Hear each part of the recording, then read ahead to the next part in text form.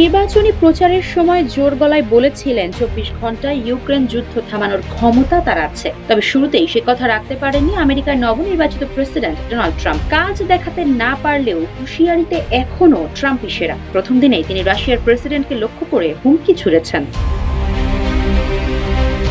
Trump বলেছেন, Ukraine যুদ্ধ বন্ধের চুক্তি না করে রুশ প্রেসিডেন্ট ভ্লাদিমির পুতিন রাশিয়াকে ধ্বংস করছেন। যুদ্ধ বন্ধে ইউক্রেনের সঙ্গে চুক্তি না করায় পুতিনের সমালোচনা করেন ট্রাম্প। পুতিনকে লক্ষ্য করে তিনি বলেন, যুদ্ধ বন্ধে তার চুক্তি করা উচিত।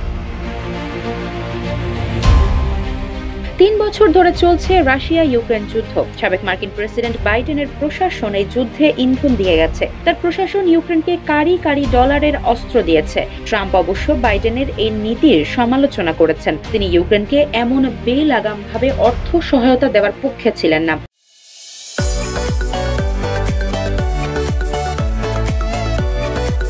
ইউক্রেনের প্রেসিডেন্ট জেলেনস্কিকেও সেলসম্যান বলে কটাক্ষ করেছিলেন ট্রাম্প। এদিকে ট্রাম্প ক্ষমতায় আসতে জেলেনস্কিও গোল পাল্টেছেন। তিনি ট্রাম্পের সঙ্গে সখ্যতা বাড়ানোর পরিকল্পনা করছেন। ট্রাম্প জানিয়েছেন, যুদ্ধ বন্ধের বিষয়ে জেলেনস্কির সদিচ্ছা রয়েছে। সংঘাত বন্ধে জেলেনস্কি একটি চুক্তি করতে চান।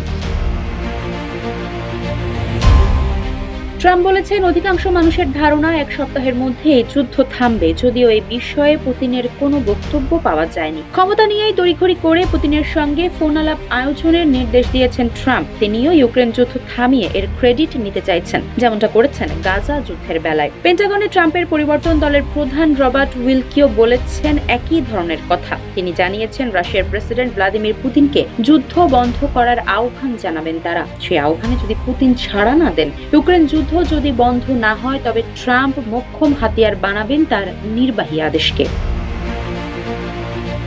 উইকলি জানিয়েছেন, জ্বালানি খাতে রাশিয়ার রপ্তানিতে বড় ধরনের আঘাত দিয়ে পুতিনকে বাগে আনার ফন্দি আটছেন ট্রাম্প। তিনি বলেছেন, পুতিন কথা না শুনলে ইউরোপে আমেরিকান তরল প্রাকৃতিক গ্যাস সরবরাহ শুরু করার সিদ্ধান্ত নেবেন ট্রাম্প। আর বিশ্ববাজারে মার্কিন উপস্থিতি তেলের দাম কমিয়ে দেবে। আর তাতেই বড় বিপাকে পড়বে রাশিয়া। তাদের অর্থনীতি দেউলিয়া হওয়ার পথে চলে যেতে পারে। যুদ্ধকালীন অর্থনীতিতে যেটা হতে পারে পুতিনের জন্য বড় পরীক্ষা। ট্রাম্পের সঙ্গে ইউক্রেন যুদ্ধ নিয়ে আলোচনা করতে রাজি আছেন পুতিনও। তিনি ট্রাম্পের শান্তি উদ্যোগকে ইতিবাচক হিসেবেই দেখে শপথের দিনই তাকে স্বাগত জানিয়েছেন। যদিও ইউক্রেনের দখলকৃত ভূমি ছাড়তে কোনোভাবেই রাজি নন পুতিন। মুখের কথা যাই হোক, ট্রাম্পকে মোকাবেলায় শক্তপোক্তভাবে প্রস্তুত হচ্ছে রাশিয়া। ট্রাম্পের শপথ নেওয়ার পরদিনই চীনের প্রেসিডেন্ট শি জিনপিং এর সঙ্গে কথা বলেছেন পুতিন। তবে আমেরিকা বিরোধী বলয়ে থাকা এই দুই নেতা কোন বিষয়ে আলোচনা করেছেন সে বিষয়ে আনুষ্ঠানিকভাবে কোনো কিছুই জানায়নি দুই দেশ। আফসারা নাজ, নিউজ ডেস্ক, ইত্তেফাক।